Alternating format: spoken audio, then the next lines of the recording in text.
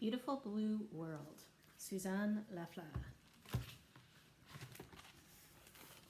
Mathilde's world before the war.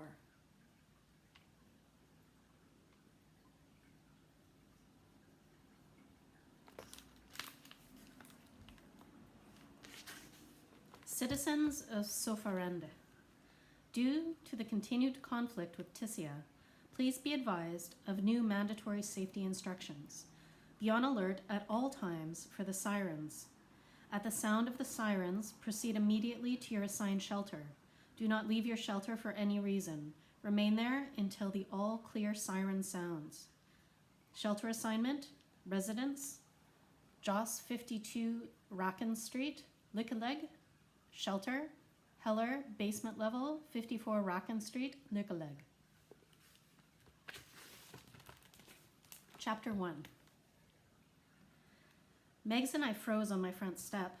We'd seen the notices on our walk home, pinned to every door, fluttering in the chill winter breeze, white butterflies tacked down, wishing to fly free. It was better to think of them that way, like butterflies, because they also looked like white flags of surrender. Did you get one? I asked, craning my neck to check 2 doors down where Megs lived. I did. Everyone did. I looked at her, my best friend, an opposite twin, her dark braids mirroring my light ones. She realized the edge in her tone. It had snuck in at least once a day since her father had left to fight, been ordered to fight. It's not you she's mad at.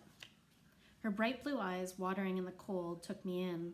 A smile came to them as one appeared across her pink, chapped cheeks. Come on, let's see what mine says. She offered her hand, led me past the Hellers between us to her own house. See, we're assigned together. Whatever it is, it won't be so bad, Mathilde. But why do we need shelter assignments?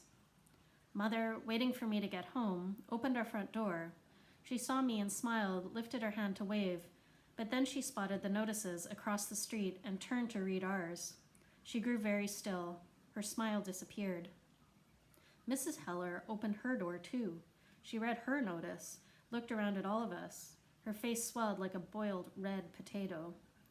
Now you're going to be living at my house?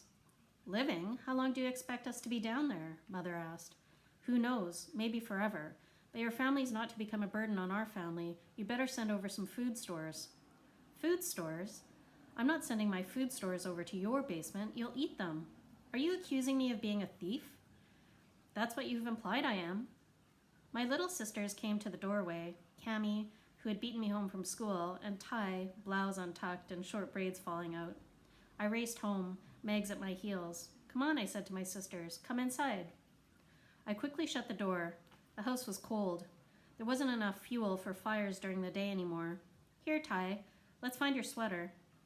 A sweater that had once been mine, and then Cammy's, and now had patches on the elbows. Catch me, Ty shrieked. She didn't need to know that I felt wobbly, that we might be headed to live in the basement next door. I chased her into the living room, grabbed her by the ankles, and held her upside down. I'm upside down, she giggled. Poor Ty had never known the world right side up. Before Tizzy had decided they wanted all of it for themselves, before they took over the Skaven lands, before they joined with Arrowburn, before they were coming for us. Mother came in and slammed the door. I dropped Ty, who rolled away laughing. Why are we going to the Hellers' basement? I asked Mother. Ours is too shallow. Too shallow for what? I followed her into the kitchen, where she loaded up a box with tins and jars. There hadn't been that much in the pantry to begin with. Don't grumble, I told my stomach as the shelves emptied. Mother handed me the heavy box, adjusting the red scarf around my neck and freeing my braids. Take this next door. Was she afraid, like Mrs. Heller, that we were going to have to live in their basement? For how long? Forever? I looked at Megs, who shrugged. Why don't you do your homework at Meg's house? Mother said. Why is she mad at you?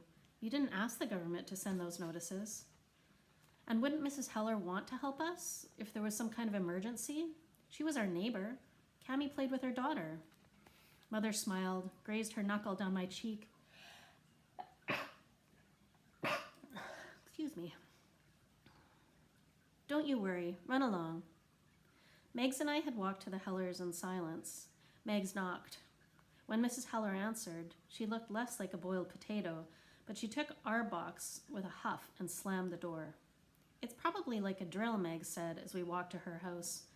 Like fire drills at school. We practice those all the time, and we never have had a fire.